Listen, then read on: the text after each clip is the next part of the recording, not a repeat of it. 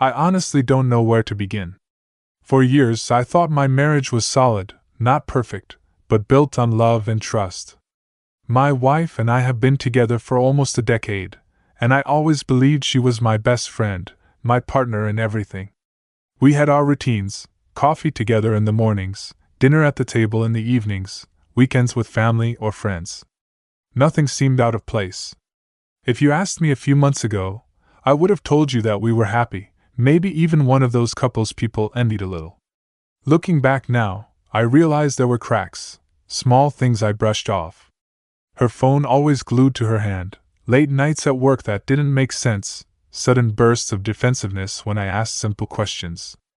At the time, I told myself not to be paranoid, not to let insecurity poison what we had. But the truth has a way of coming out, and when it hit me, it felt like the ground gave way beneath my feet. It happened on a random Tuesday night.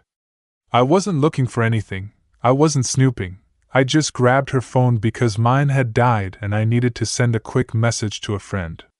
She had always been a little protective of her phone, but I never pushed it. That night, though, when I unlocked the screen, a message popped up before I could even open the app. It wasn't innocent. It wasn't something you could explain away as just a friend. It was a string of texts from a guy whose name I didn't recognize, things like "last night was amazing and can't stop thinking about you." My heart stopped. I sat there, frozen, staring at the words.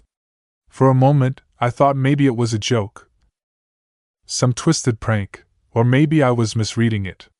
But as I scrolled, there were weeks, months, of messages.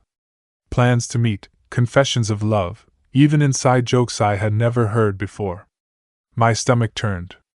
It felt like I was falling, but there was nothing to grab onto. The woman I trusted more than anyone, the person I shared my life with, was living another life behind my back. I put the phone down before she noticed, but in that instant, everything changed. Every laugh, every kiss, every memory replayed in my mind like a lie. I couldn't unsee it. I didn't confront her right away. That night, I barely slept. I just lay there, staring at the ceiling, listening to her breathe next to me as if nothing had happened. My mind kept spinning. Should I wait? Should I gather more proof? Should I pretend I didn't see anything? By morning, I couldn't hold it in anymore.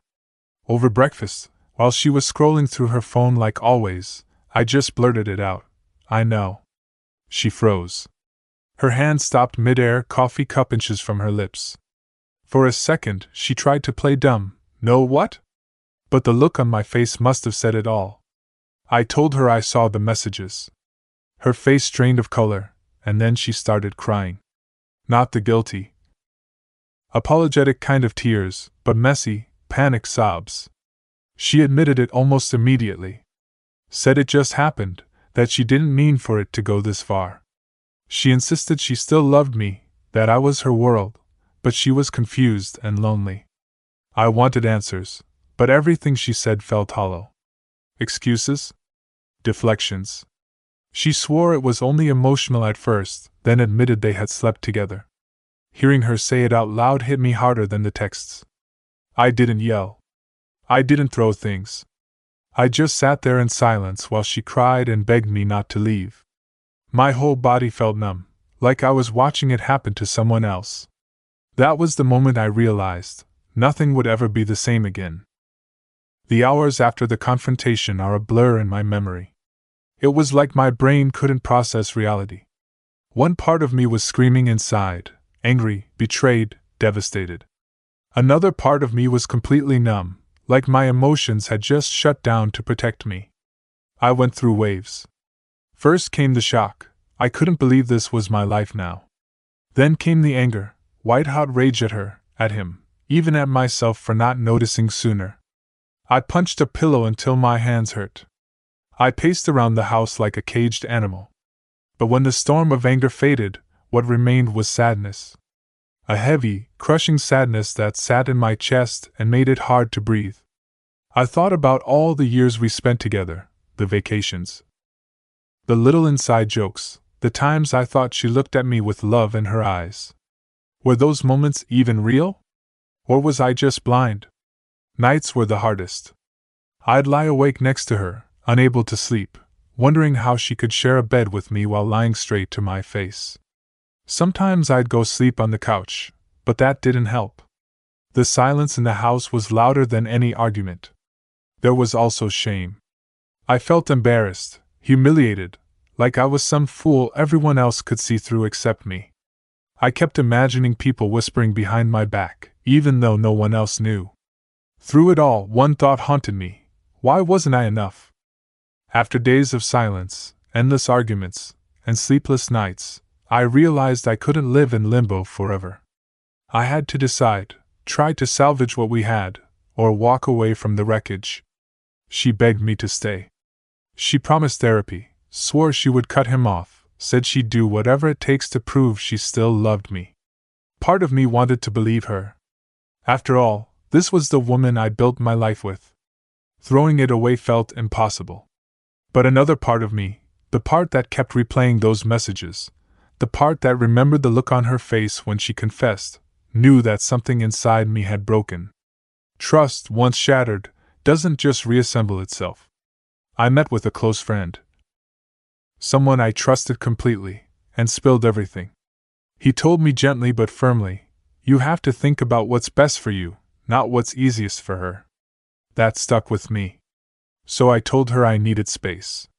I moved in with my brother for a while, packed a few things, and left the house we once called home. Watching her cry in the doorway as I carried out my bags was one of the hardest things I've ever done, but I knew staying would have been harder. The decision wasn't about punishing her. It was about saving myself. It's been a few weeks since I left, and the world still feels strange, quieter, emptier, but also lighter in a way. The pain hasn't gone, but the constant knot in my chest has started to loosen. I finally have room to breathe. Looking back, I realize I ignored red flags because I didn't want to face the truth.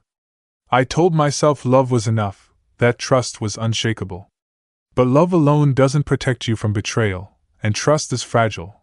Once broken, it rarely returns the same. What have I learned? That self-respect has to come first. That pretending everything is fine only delays the inevitable. That sometimes walking away isn't weakness, it's strength. To anyone reading this who might be going through something similar, don't ignore your instincts. Don't let fear of being alone keep you trapped in a lie. You deserve honesty. You deserve peace. And most importantly, you deserve to be with someone who chooses you fully, not halfway.